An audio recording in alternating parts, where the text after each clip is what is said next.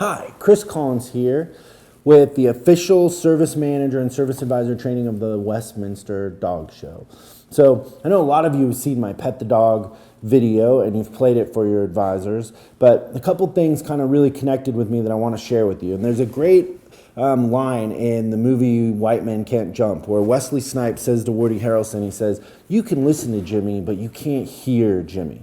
And I think our service advisors really kind of don't get what Pet the Dog is sometimes. And let's say as an industry, we're past the idea that customers come in and we greet them by, "Did you have an appointment?" or "What brings you in today?"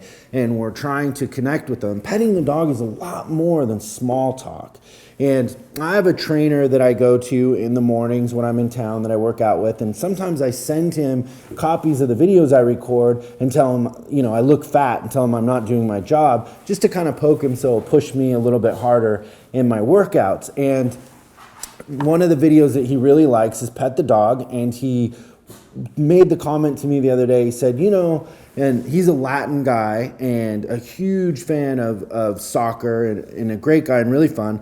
But he said, I don't always want people to pet the dog. He said, the other day I got into an Uber and the Uber driver's like, "How are you today?" and trying to make small talk. And he's like, "Just drive me where I want to go. Don't talk to me." And he said, "I feel that way most of the time. I don't want people just to make small talk with me."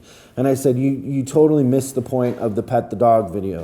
What it is in the Pet the Dog video is that you want to connect with somebody on a deeper level. So I said to my trainer, I said, what if you got in the cab and they said, "Who's the best soccer player alive right now, Ronaldo or Messi?"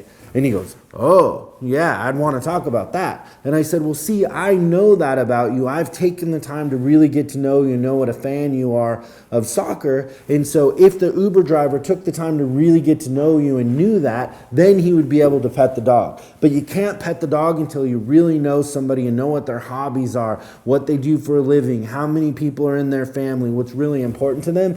Only then can you really, really pet the dog." And that's what petting the dog is all about. So make sure that your service advisors understand that you can't just listen to Jimmy, you gotta hear Jimmy. And that's what makes the difference in customer retention and customers coming back to buy their next car with us, to buy maintenance and repairs from us because they trust us and like us. And that's what happens when you really pet the dog.